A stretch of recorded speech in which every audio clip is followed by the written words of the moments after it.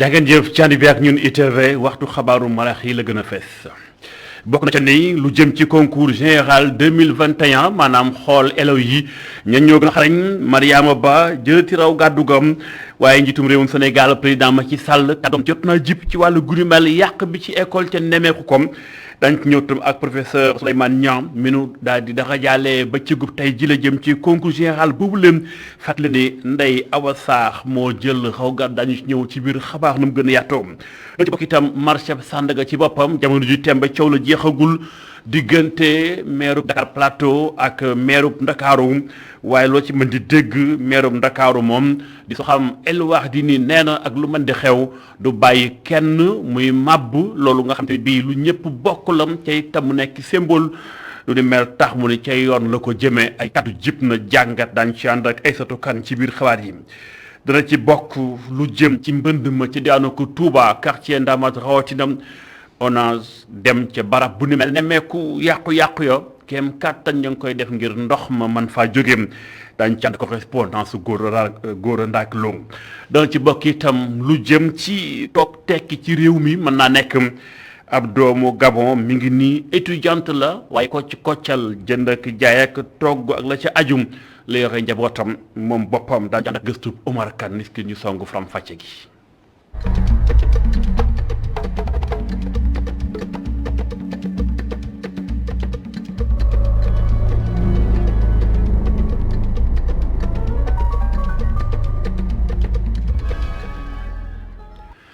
gërëm leen cànd bi ak ñun ci ITV xabaaru marax yi ñu koy tàmbale ci soxal concours général njàngum Sénégal bu tollu fii dañuy xool élèves yi digg dóom ba ci xaw a kawe tuuti ana kan moo ci gën a xarañ école Mariama Ba bu Gorée delluwaat génn wone ti boppam ki di Ndeye Awa Sarr moo daal di génn doon ki nu tànn njëgamaar boobule ci kanamu président Macky Sall waaye itam ñi nga xam ñoo di cheikh yi di ay cheikh ñoo xam ñoom itam di ay xale yu jigéen ci amee woon li nga xam mooy at yu néew fukki at ak ñett ñu am seen baccalauréat président Macky Sall dana leen jox bourse d'excellence ngir daal leen koy neexale ngir ñu mën a wéyal seenum njàng ci loolu nag ren ji mu doon lu am solo président Macky Sall jibal kàddoom mooy tolluwaayu école bekk yàqu-yàqu ñu demee ko mu ni fi mu toll loolu faaw mu jeex ci réewum Sénégal ay pexe dina ko ci jël. Le cadre du président Macky Sall. Mesdames et messieurs, en évoquant la place indispensable du numérique dans un système éducatif. suñu wax ci place bi numérique am ci système éducatif bu mucc ayib mënuma ñàkk wax ci ñu ko jëfandikoo di ci def naka su dul noonu li may wax nag mu ngi jëm ci wàllum cybercriminalité ak yeneen ñaawteef yi ñuy gis ci réseaux sociaux yi ñu seetlu ko itam ci espace scolaire bi. gis nañu ay élèves di def ay challenge di attaquer seeni jàngalekat ak personnel d'encadrement yi ñuy yàq ay infrastructures scolaires loolu dama koy ñaawlu ku nekk war na xam ni école du champ de bataille te du arène école bërëb sàkku xam-xam la bërëb bu ñuy tabax suñuy ndaw te loolu rekk la war a doon ñiy toj di yàq di def naka sudul noonu amuñu place ci école yi amuñu place ci université yi. Les casseurs, ceux qui s'adonnent à la violence et aux actes d'incivisme, n'ont leur place ni à l'école ni à l'université. mi ngi noonu kàddu yu njiitum réewum Sénégal président Macky Sall ci di Omar Kane moo ko tinki ci wolof xabaar yi wéy ci beneen mbir ba tey lépp soxal ki nu tuddee li nga xam mooy bëccëgub tey bi juróom benn fukki at boobaak léegi Sénégal di tànn li nga xam ne kon meilleur élèves yi awee ko ci concours boobuleem kanu ko daka jaaleel tey bàyyile ko bëccëg bi mooy professeur Souleymane Niang nekkoon kàngam fii ci UCAD nekkoon fi li nga xam recteur waaye itam jàppale ni moom ci njàngam ba muy doon ndaw ba di mu nekkee mag dafa mas a nekk ku ràññeeku ci wàllum njàng kan mooy professeur Souleymane Niang dañ ci ànd ak Amago Robert Niang.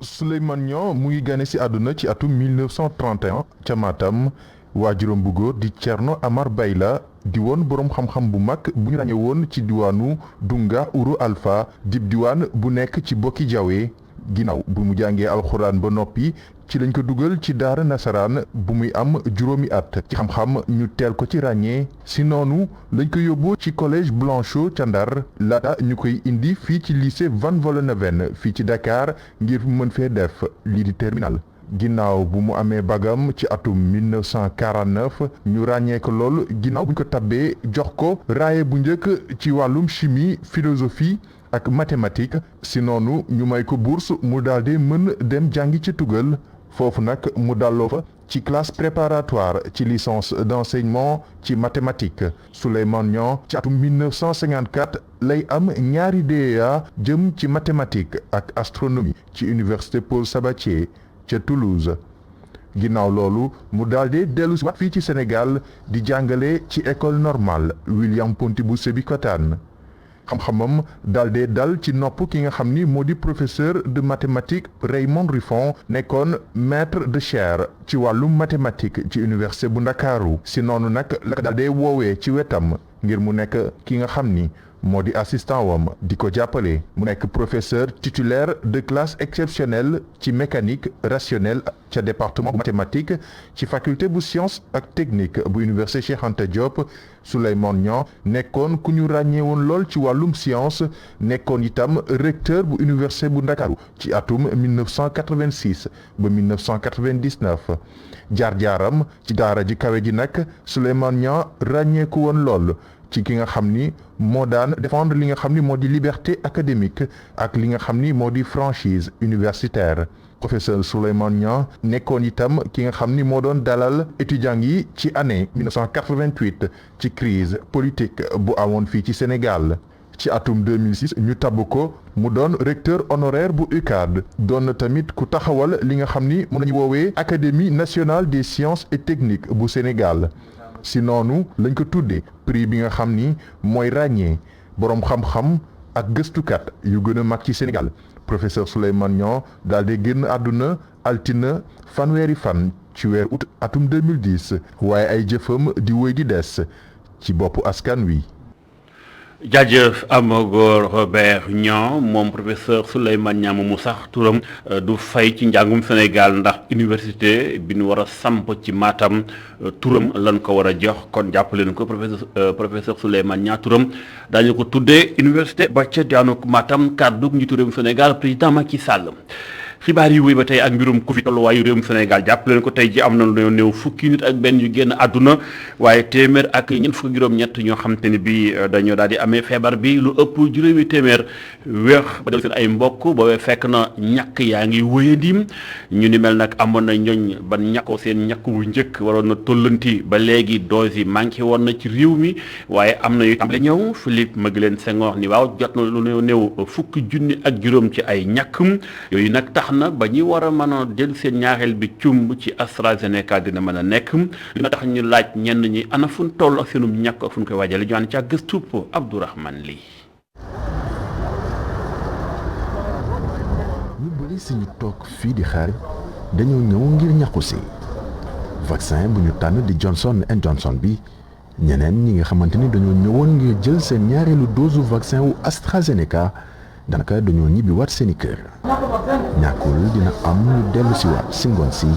gannaaw yaakaar gu ñu am ci fukk ak juróomi junni dose vaccin yu ñu war a jot fii si ngoon. dinañu recevoir ay 15000 doses dem nañu oto bi dem na jëli vaccin yi su egsee léegi ñu commencé vraiment vaccin disponible mu ngi fii si dëkk bi. priorité parce que mooy ñu jël seen deuxième dose suñu ñëwee suñu leen defalee ba pare du si des dañ ko def ñu amul dañ continuer routine la day continuer vaccination day continuer daal du taxaw voilà tant que vaccin am na dañu continuer di vacciner. si biir beneen bërëb bu ñu ñàkkee nit yi ñi nga xamante ne dañoo ñëw ngir ñu ñàkk leen ñu si mel ni Basiru yàkkamti loolu muy yàkkamti woo nga xamante ni li ko lal mooy kóolute bu mu am si waa kër docteur nga xamante ni ñu ngi wëy di woo askan wi si mu ñàkk. man dama gëm ni li ñu wax dëgg la amuñu benn intérêt pour du ñu ñàkkuloo ñu def ay vaccin guddi ak bëccëg te loolu nekk lu ñuy lor amul kenn ko nga xam ne da nga jiite réew di bëgg lor waa population sa population sa waa réew amul kon jàpp naa ne buñ ñu ko waxee dëgg la ba leen bi ci toppaat mooy àdduna bépp ñu ngi koy def du ñun kese ñoo koy def Europe mi ngi koy def Amérique mi ngi koy def Asie mi ngi koy def. sama carte ngi nii donc le 16 moo nekkoon sama rendez-vous tey ma ñëwaat le 17 ñu ne ma naa dem ba semaine prochaine donc communication yi ay damay ñàpp soo ñëwee doo ñàpp dem amul sens daal. dañuy wax nit ñi dëgg su manqué ñu xam ko comprendre ñun bëgg nañu ñàkku dëkkandoo yi xam nga ñëpp bëgg nañ ñàkku mais bon yaa ngi manqué daal pour ñu wax dëgg daal. daanaka ëllëg ñoom ñi la ñëpp dinañu ñàkku te si mbir moomu bàjjenu gox yi am nañu si wàllu am solo. Adja Ndeye Samba Laye si misaal nar na woo ci téléphone am lu ëpp téeméeri nit yoo nga xamante ni jotoon nañu def seen dose bu njëkk bu AstraZeneca ngir ñu ñëw jël si seen ñaareelu dose. tey jii j'ai 119 personnes yoo xamante ne maa ngi ko yor sama portable binduma benn tur si boroom ku ma woo si cet numéro nga wax Astra damay bind na AstraZeneca bi dama ko war a woo ngir deuxième vaccin su ko fee tey mboolem ku ma bindoon fii si 119 bi dinaa la woowaat téléphone ne la vaccin yi suba la ñuy démarrer ku mën a teel a ñëw moo gën ndax ku yéex a ñëw di nga fi yàgg. priorité yi nag moo di ñi nga xamante ni ñoo jot seen dose bu njëkk bu AstraZeneca fii ci Yoff wala sax feneen ci réew mi. Abdourahmane Ly jaajëf leen ci xibaar mi ngi soxal lu jëm ci coowal marché Sandaga jeexagul xëccoo ba ma nga ni cobboy diggante ñaari commune bu Dakar maanaam mairie Dakar ak mairie Dakar Plateau Soham El Wardini jàpp ni Dakar Plateau na seppi loxoom ci mbirum Sandaga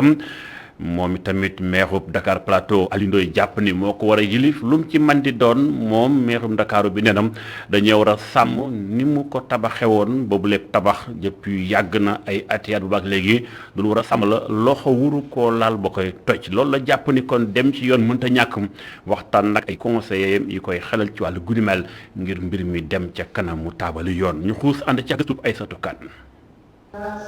ginnaaw ba mu joxee këyit yëpp ak amal taxawaay bu wax ngir commune Dakar Plateau bañ a toj marché Sandaga maire ville de Dakar taxaw teem ngir wéyal xeex bi si gis-gisam benn Dakar waa warul seetaan ñuy toj liy bokk si patrimoine Dakar. ville de Dakar la nekk ñun am nañ état li ñu naan état de droit réel ci tout le ville de Dakar la nekk am nañ boo xam ne le 10 août 2021 lañ ko délivré marché Sandaga nag. coow li muy bari yëpp dama cee yàgg a dox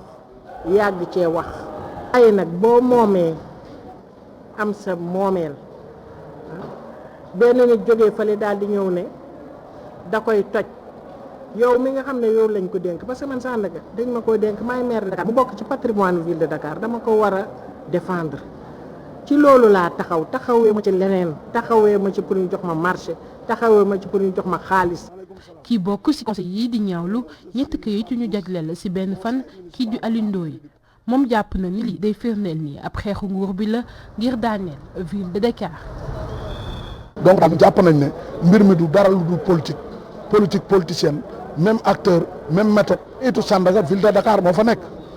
tey amul beneen kayit ñoom bu ñu wane ne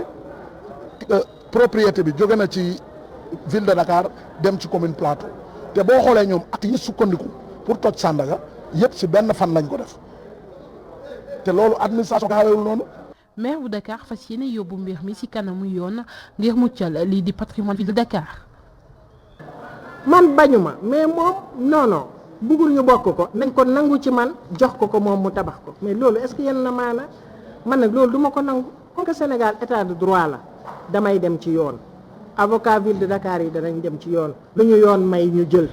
ay nag danañ taxaw xeex parce que loolu la ñuy fi taajee pour ñu défendre patrimoine bu Dakar. Soham Wardini di ñaawlu lu ñu ko ñàkk yëgal te jóg marché Sandaga moom mi jiite mairie bu Dakar gis ni lu ni mel ñàkk jox cër ville bu Dakar la moom sax fas na yéene dem ba jeex ci xeex ngir conserver ville de Dakar bi nga xam ni cosaan la.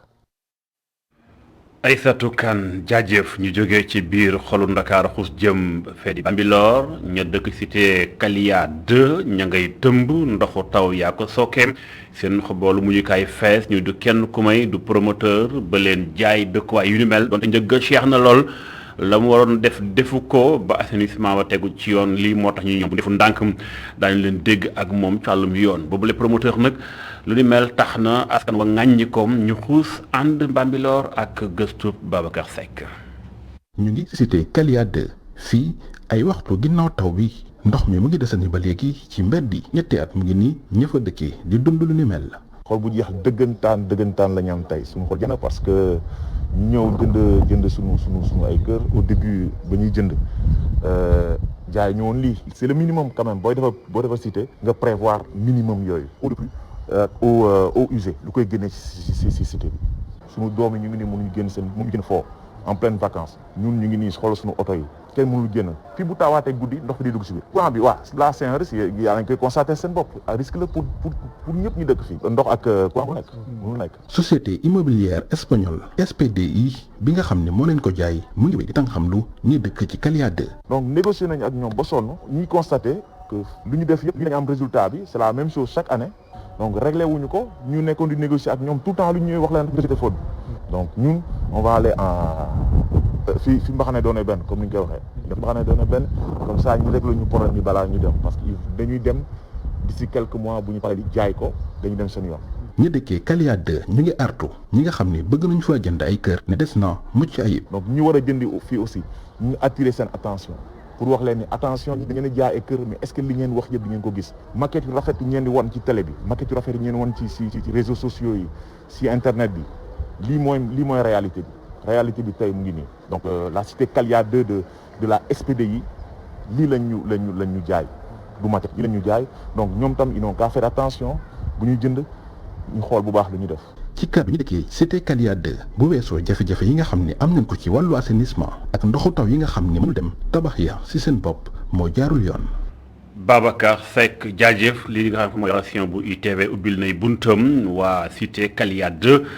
promoteur ba la ci aju jub ci wàllu gu mel lépp ngir tëddee njaaxaan nañ ci boobu lépp xibaar yi ba tey ak beneen gox cité presse la ñoom ci Rufisque ñoom itam dañ doon tuumaal compagnie Serigne Seck Sénégal muy C3S dañ ko doon tuumaal ni moom ci boppam la mu doon doxal dëppul ak yoon ñoo taxoon gox ba amoon ay mbënd yu métti ndax liggéey ba tegul ci yoon ñoom nag di waa C3S ña ngay teggi tuuma ak faram fàcc mbir yi ana fu mu toll ak lan moo xew dëgg-dëgg kenn ci ñoom ñu ngi duppee El Hadji Maguette li ci Njaay la mu dénk suñu reporter. ñun fii la ñu war a dëkk ba pare aussi bu ñu amee problème ñu ni dañuy am problème ñu ni léegi ñun dañuy trouver une solution à savoir comment essayer de drainer l'eau au niveau du Dalo. Bon bi ma defee samay plan def yëpp si laa ko jox waa ONAS en plus si sous-préfet après si la ñu préfet convoqué man ki maire bi population si presse technicien ONAS yi waa sapeur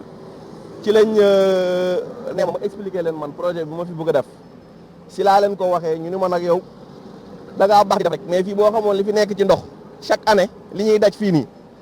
mënoo koo gérer fii projet hydraulique moo fi mën a nekk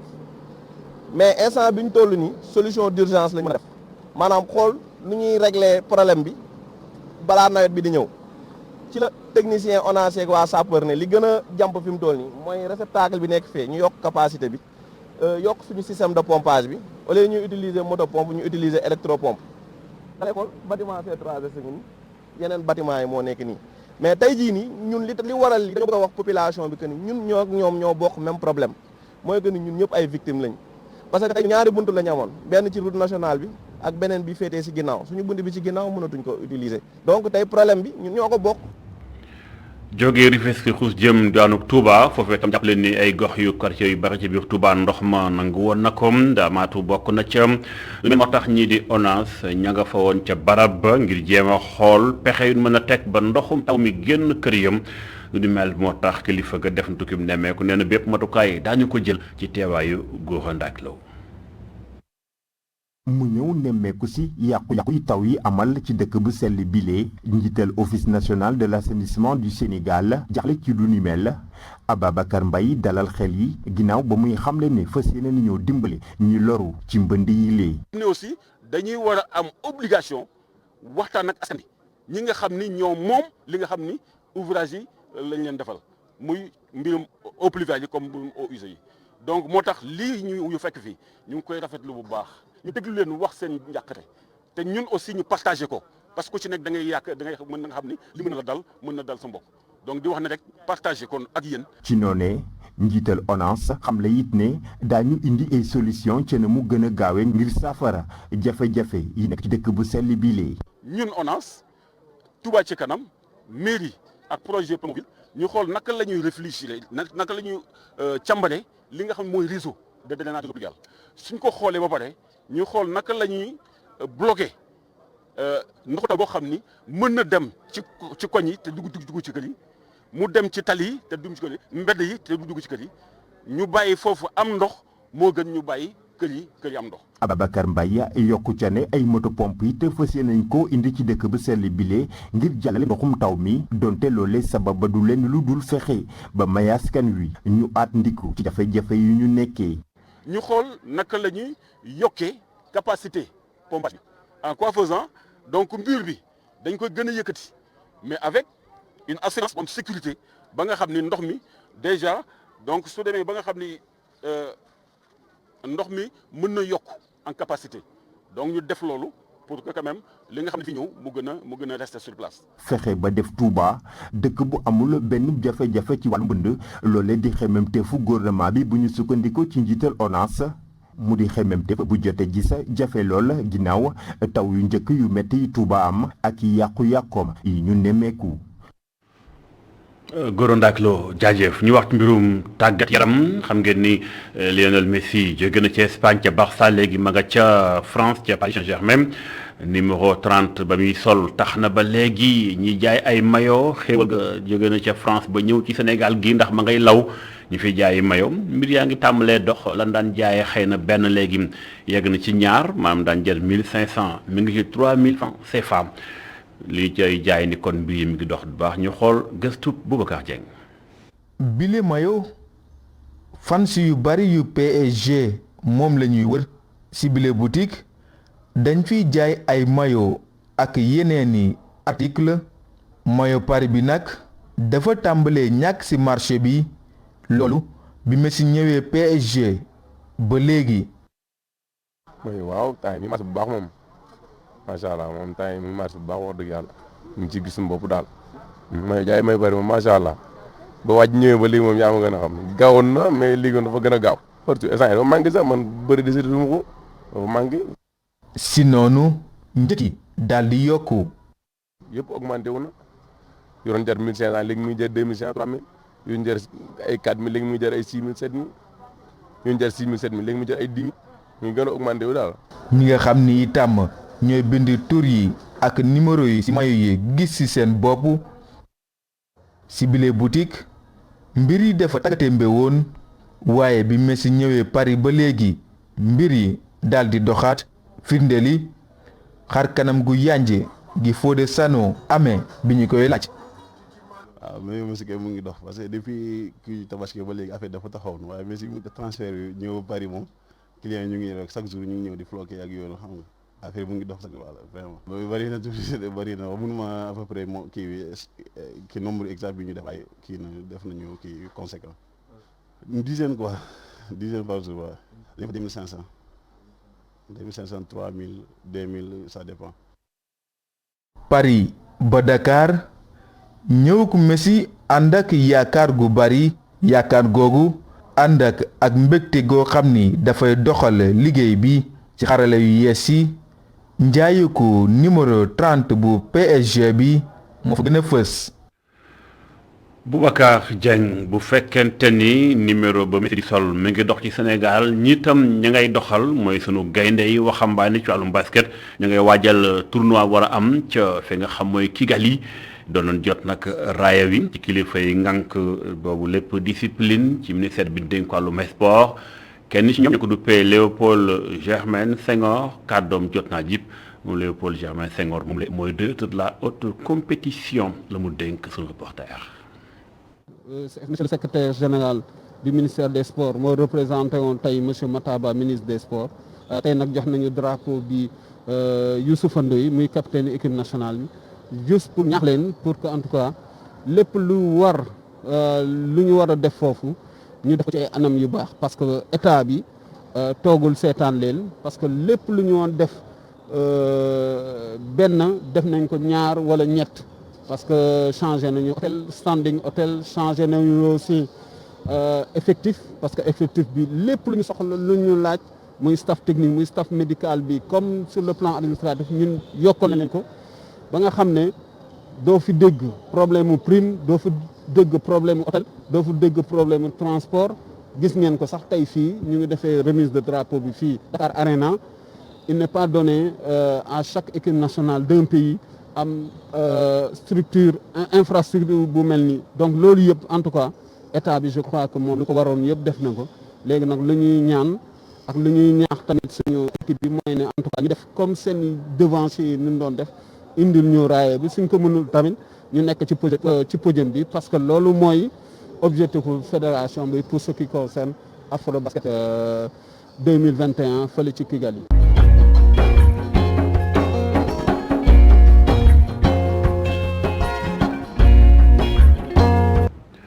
yegg nañ ci pàcc bi nu jagleel toog tekki ci réew mi ñu koy wax réussir lu mën a nekk la Sénégal kii du ko weddim di Melba Orly ab doomu Gabon la ñëw Sénégal étudiante la di ko ci koccal ba ca gis boppam dañuy xuus gën a xam naka lay doxee naka lay liggéeyee ak naka lay doxalee liggéeyam ànd ci ak Oumar Kane. nekk étudiante ci dëkku jàmbur nga am loo yore sa bopp nekkul lu yomb rawatina nga am ñaari doom niki étudiante gabonaise bi nekk ISM moo tax mu teel a jublu ci entrepreneuriat day togg ak jaay ay plat yu Afrique centrale. Les plats que je propose, c'est plus des plats de l'Afrique centrale, d'accord? Il faut savoir que je suis gabonaise et franchement quand je suis arrivée à Dakar... man gabonaise laa bi ma ñëwee Sénégal dama am ay jafe-jafe gis plat yi ma doon lekk Gabon lu mel ni ay xobu pulox ay ginaar yu ñu lakk mënuma toog ñaari weer lekkuma ginaar bu ñu lakk moo tax ma jàngu togg loolu yëpp première fois bi aloko ak sauce laa defar ba jël sama téléphone photo ko dugal ko ci sama WhatsApp rek nit ñi di commander ba mu mat 15 commandes ci laa xam ne nag lii mën naa koo def liggéey boobu laa commencé. Je pense que là, tu as une opportunité, tu l'as saisie et tu fonces. Et c'est là où j'ai créé la Cocotte Midi. nekk étudiante di entreprendre yor ñaari doom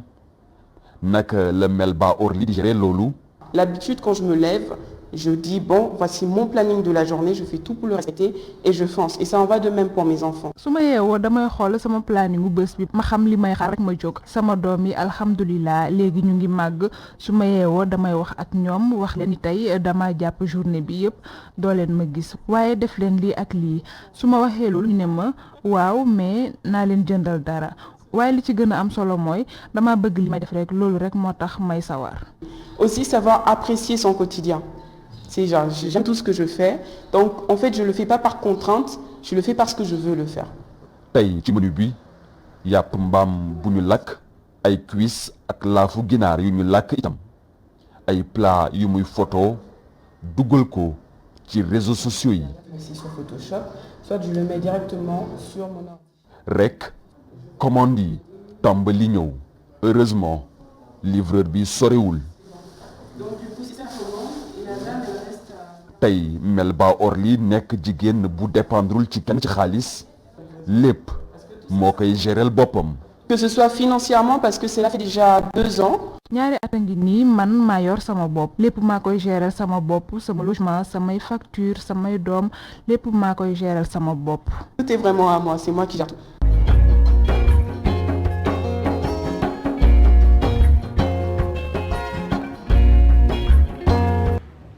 jaajëf Oumar Kane dëgg la toog tekki ci réew yi lu mën a nekk la jeexal di leen fàttali information phare bi ci ngoon gi tey ji mooy tirage au sort bay am ca Yaoundé ca Cameroun sunu ndaw ma nga fa Babacar Ndaw Faye ma ngi koy topp incha allah muy CAN 2022 sant leen gërëm leen ci ànd bi ak ñun ci ETV li ma daal di la fa laaj xabaaru marax yi ñu bàyyi leen ak la Total Cheikh Hassana Fall ak i ganam mu wéyal ak la Total jàngeen jëf